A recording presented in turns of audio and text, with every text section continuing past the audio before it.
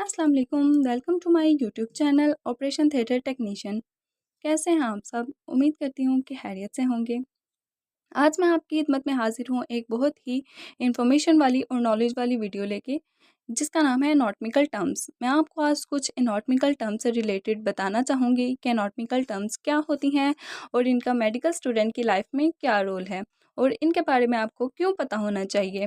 ठीक है, आज इसके रिलेटेड आपको कुछ इन्फॉर्मेशंस दी जाएंगी और मेरी हर आने वाली न्यू वीडियो भी मेडिकल स्टूडेंट से रिलेटेड ही होंगी और मेडिकल से रिलेटेड आपको इसमें इन्फॉर्मेशंस प्रोवाइड की जाएंगी जो कि आपकी नॉलेज में बहुत ज़्यादा इजाफा करेंगी। सो अगर तो आप मेरे चैनल पर नए हैं तो प्लीज़ मेरे चैनल को सब्सक्राइब करना मत भूलें और बेल आइकन को दबाना मत भूलें, ताकि मेरी रोज़ आने वाली हर वीडियो आप तक जल्दी से पहुंच जाए। सो अपना वक्त ज़ाया किए बगैर हम आज का अपना टॉपिक स्टार्ट करते हैं, विच इज़ एनाटॉमिकल टर्म्स। सबसे पहले तो हम रीड आउट करेंगे सिस्टम ऑफ ह्यूमन बॉडी के ह्यूमन बॉडी जो है एक इंसानी जो जिस्म है उसके अंदर कौन कौन से सिस्टम्स होते हैं, उनका क्या क्या काम होता है, उनकी एनाटॉमी क्या है, फिजियोलॉजी क्या है और उनसे कौन कौन सी कॉमन डिजीज़ उनमें हो सकती हैं, कौन कौन सी बीमारियां हमें हो सकती हैं। लेकिन ये एक बहुत ही लंबा टॉपिक है, इसलिए मैं रोज़ाना एक टॉपिक आपकी खिदमत में हाजिर करूँगी ताकि आप उसको देखें, उसको समझें और अपनी इन्फॉर्मेशन लें और अपने नॉलेज में इजाफा करें। So first of all we will talk about anatomy कि एनाटॉमी क्या होती है। एनाटॉमी के बारे में हमें जानना बहुत ज़रूरी है, क्योंकि एनाटॉमी अगर आपने किसी भी मेडिकल लाइफ में या मेडिकल शोबे में जाना है तो आपको एनाटॉमी के बारे में बहुत ज़्यादा नॉलेज होनी चाहिए। क्योंकि अगर आपकी एनाटॉमी दुरुस्त नहीं है तो आपको ये पता ही नहीं होगा कि हमारी बॉडी में जितने भी स्ट्रक्चर्स हैं उनका क्या काम है, वो किधर किधर प्रेजेंट होते हैं, उनका स्ट्रक्चर कैसा है, किस चीज़ से मिलके बना हुआ है। इन सब के बारे में जानने के लिए सबसे पहले तो आपको इसकी एनाटॉमी के बारे में पता होना चाहिए। एनाटॉमी होती क्या है? किसी भी जानदार जानदार हम कहते हैं ऑर्गेनिज्म को, लिविंग ऑर्गेनिजम्स को हम कहते हैं जानदार। किसी जानदार के जिस्म की साहत, साहत मतलब स्ट्रक्चर, साहत मीन्स के स्ट्रक्चर के कोई भी जानदार है, कोई भी ऑर्गेनिज्म है, लिविंग ऑर्गेनिज्म है, उसकी जो बॉडी है उसका स्ट्रक्चर कैसा है, उसकी बनावट कैसी है, वो कैसे बना हुआ है, वो लंबा है, छोटा है या क्या है उसका, उसके बारे में जानना एनाटॉमी कहलाती है। और उसके बारे में मालूमात हासिल करने का इल्म क्या है, विच इज़ एनाटॉमी। इसी तरह जो हमारी ह्यूमंस की एनाटॉमी होती है, इंसानों की एनाटॉमी होती है, उसमें हम किस चीज़ के बारे में स्टडी करेंगे। हम देखेंगे कि जो इंसानी जिस्म है यानी कि जो ह्यूमन बॉडी है उसके जितने भी ऑर्गन्स हैं, जितने भी अज़ा हैं, उनकी बनावट कैसी है, उनकी साहत कैसी है, उनका स्ट्रक्चर कैसा है। जैसे कि कौन कौन से स्ट्रक्चर्स होते हैं एक ह्यूमन बॉडी के अंदर। स्टमक हो गया, उसके बाद लीवर हो गया। तो अब एक स्टमक है, हमने देखना है कि स्टमक कैसे बना हुआ है, उसका स्ट्रक्चर कैसा है। स्टमक का स्ट्रक्चर लाइक दिस, कुछ इस तरह से होता है। तो हमने देखना है कि ये किस तरह से बनाया गया है और इसका दूसरे स्ट्रक्चर्स के साथ, जैसे इसका लीवर के साथ या इसोफेगस के साथ इसका क्या ताल्लुक है। और इसके बारे में जब हम स्टडी करेंगे तो उसको हम कहेंगे एनाटॉमी। यानी कि किसी भी जानदार के जब हम स्ट्रक्चर के बारे में, उसकी बनावट के बारे में, यानी कि वो दिखने में कैसा नज़र आता है, जब हम उस चीज़ के बारे में स्टडी करते हैं तो उसको कहलाते हैं एनाटॉमी। ठीक है, एनाटॉमी के बाद सेकंड चीज़ जो हमें पता होनी चाहिए वो है फिजियोलॉजी। फिजियोलॉजी का मतलब होता है कि जितने भी ऑर्गन्स हैं वो क्या क्या काम करते हैं।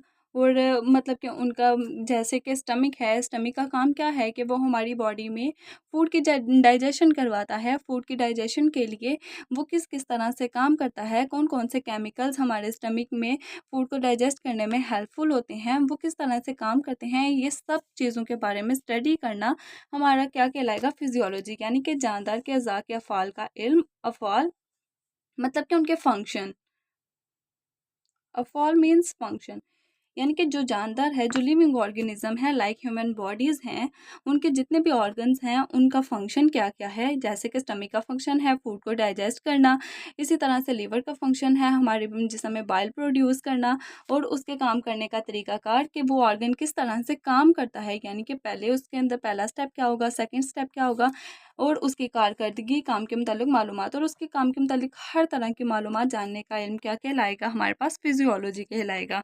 ओके। आई होप कि आपको एनाटॉमी और फिजियोलॉजी में डिफरेंस पता चल गया होगा कि एनाटॉमी और फिजियोलॉजी में क्या डिफरेंस है।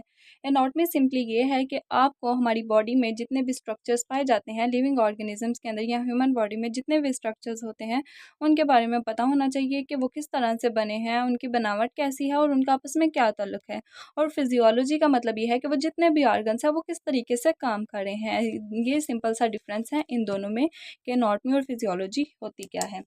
थर्ड हमारे पास एक स्टेप है कि ह्यूमन बॉडी मेड ऑफ, जो ह्यूमन बॉडी है, जो इंसानी जिस्म है हमारा, वो किससे मिलके बना हुआ है। अगर तो आप सबको इसके बारे में नॉलेज है तो प्लीज़ कमेंट सेक्शन में मुझे बताएं। So human body made of cell, किससे मिलके बना हुआ? सेल से। Human body billions and trillions of cells के मिलके बना हुआ है। Billions and trillions of cell से मिलके क्या बना हुआ है? Human body. ठीक है। और इसी तरह जो सेल होता है उसका क्या फंक्शन है, वो हमारी बॉडी में क्या रोल अदा करता है, उसके अंदर जो स्ट्रक्चर्स प्रेजेंट होते हैं वो क्या क्या करते हैं, जब हम उन सब के फंक्शन के बारे में डिट आउट करते हैं तो वो भी किस में आएगा? वो भी हमारा फिजियोलॉजी में आएगा। सो आपका डिफरेंस क्लियर हो गया होगा। चलें आइए अब हम अपने नेक्स्ट टॉपिक की तरफ चलते हैं। जैसा कि वीडियो के स्टार्ट होते ही मैंने आपको बताया था कि एनाटॉमिकल टर्म्स से रिलेटेड हम कुछ आज देखेंगे कि एनाटॉमिकल टर्म्स होती क्या हैं, एनाटॉमी के बारे में हमें क्यों पता होना चाहिए।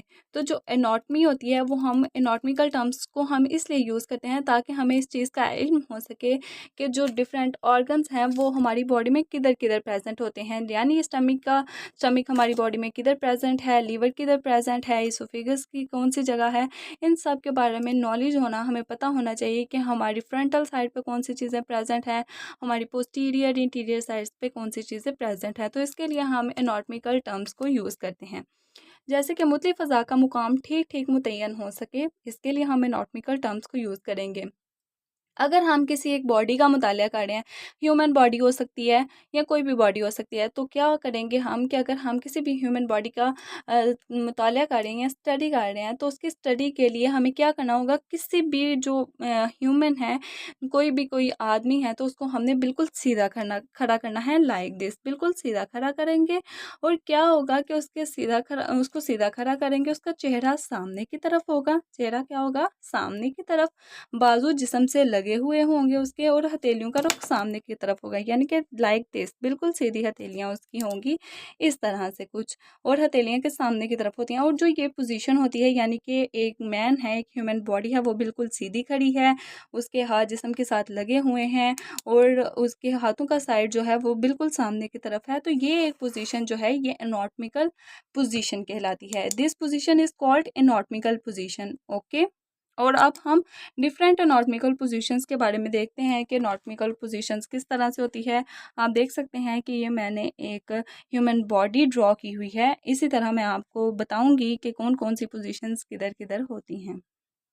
पोजीशंस जो हैं वो डिफरेंट होती हैं, जैसे कि इसके अंदर आज मैं आपको बताऊंगी 14 पोजीशंस के बारे में। 14 ऐसी टर्म्स हैं जिनका आपको एनाटॉमी में पता होना ज़रूरी है। First of all is interior. Interior हम कहते हैं सामने की तरफ, यानी कि जो बॉडी के सामने वाला हिस्सा होता है वो कहलाता है इंटीरियर। आप देखेंगे कि ये एक ह्यूमन बॉडी है, इसका ये जो सामने वाला हिस्सा है, यानी कि एक आदमी बिल्कुल सीधा खड़ा है तो इसका ये जो सामने वाला हिस्सा होगा ये कहलाएगा इसका इंटीरियर। क्या कहलाएगा ये? इसका इंटीरियर। यानी कि किसी भी जिस्म की जो सामने वाली साइड होती है वो उसका इंटीरियर कहलाती है। ओके। यानी कि ये हमें पता चल गया, फर्स्ट एनाटॉमिकल टर्म है हमारे पास इंटीरियर। किसी भी जिस्म का सामने वाला हिस्सा क्या कहलाएगा? इंटीरियर। ये बॉडी है, इसके सामने वाली साइड इंटीरियर कहलाएगी। Okay. So second is posterior. Posterior मतलब कि पुश्त की जानिब, यानी कि पीछे की जानिब हमारी कमर वाला हिस्सा जो होता है, इससे मुराद जिस्म की पिछली साइड वाला हिस्सा है। ठीक है। इंटीरियर था सामने वाला हिस्सा और पोस्टीरियर है, इससे मुराद जिस्म की पिछली साइड वाला हिस्सा है, उसको कहेंगे हम पोस्टीरियर। चले आए अब हम इसको देखते हैं। ये देखें, ये जिस्म की आगे वाली साइड थी विच इज़ इंटीरियर, एंड ये जिस्म से जो पीछे वाली साइड होगी उसको हम कहेंगे कि ये है पोस्टीरियर। क्या है ये? पोस्टीरियर।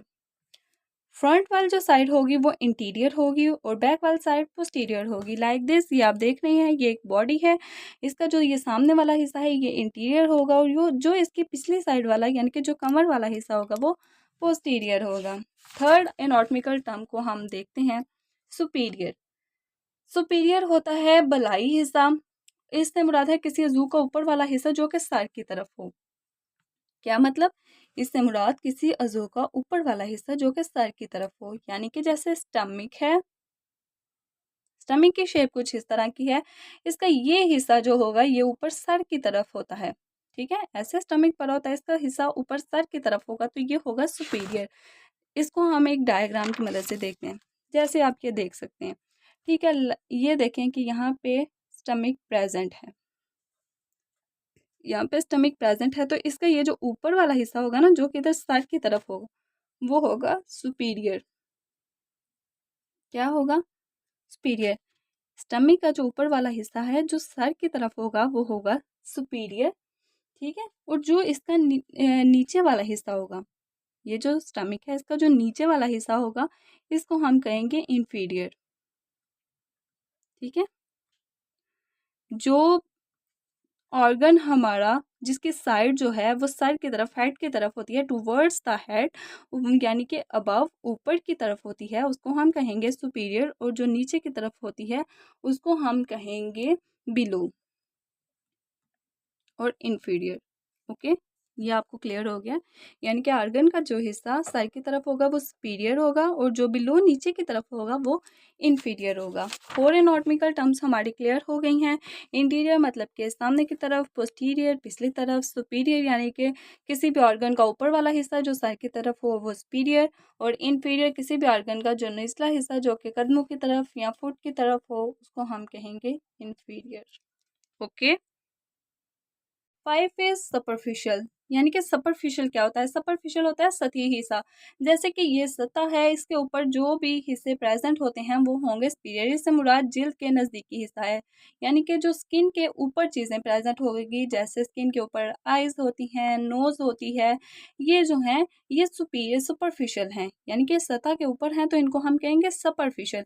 और जो डीप होता है वो होता है गहरा, यानी कि किसी भी स्किन है, स्किन के अंदर हमारे जितने भी टिश्यूज़ होंगे वो क्या होंगे? हमारे डीप होंगे। इनके बारे में देखते हैं कि सुपीरियर और ये देखें आप, जैसे कि ये एक टिश्यू है, इसकी जो बाहर वाली चीज़ होगी, जो बाहर वाला स्ट्रक्चर होगा वो होगा सुपरफिशियल, और जो इसके अंदर वाला हिस्सा होगा, यानी कि इसके अंदर जितने भी टिश्यूज़ प्रेजेंट होंगे, जो भी प्रेजेंट होगा वो होगा डीप। इसी तरह से बाहर वाले हिस्से को हम कहते हैं एक्सटर्नल, और अंदर वाले को कहेंगे हम इंटरनल। ओके, ठीक है, यानी कि सुपरफिशियल हो गया जितनी भी जिल्द के ऊपर चीज़ें प्रेजेंट होगी, ऊपर वाली स्किन जो होगी उसको कहेंगे हम सुपरफिशियल, और जो नीचे वाली या अंदर वाली चीज़ें या अंदर वाले टिश्यूज़ होंगे उसको कहेंगे हम डीप। लाइक ये स्टमक है, स्टमक के अंदर जितने भी टिश्यूज़ वगैरह प्रेजेंट होंगे उनको हम कहेंगे डीप, यानी कि ये इंटरनल स्ट्रक्चर है या इंटीरियर साइड है इसकी, और जो बाहर वाली साइड होगी उसको हम कहेंगे सुपरफिशियल, यानी कि वो हमारी एक्सटर्नल साइड है।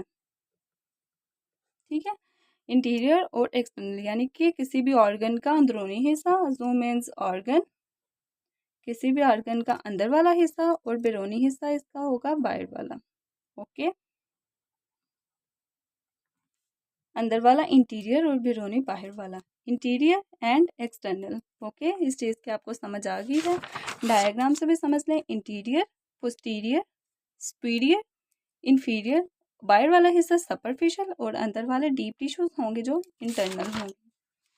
ओके, सो हमारे पास 9 वाली जो टर्म है वो है प्रॉक्सिमल। कि प्रॉक्सिमल क्या होती है? मरकज़ी नुक्ता। मरकज़ी नुक्ता होता है हमारा सेंटर पॉइंट, किसी भी चीज़ का जो सेंटर पॉइंट होता है उसको हम मरकज़ी नुक्ता कहेंगे। सेंटर पॉइंट के करीब वाली जो जगह होगी उसको हम कहेंगे प्रॉक्सिमल, और जो सेंटर पॉइंट से दूर वाली जगह होगी उसको हम कहेंगे डिस्टल।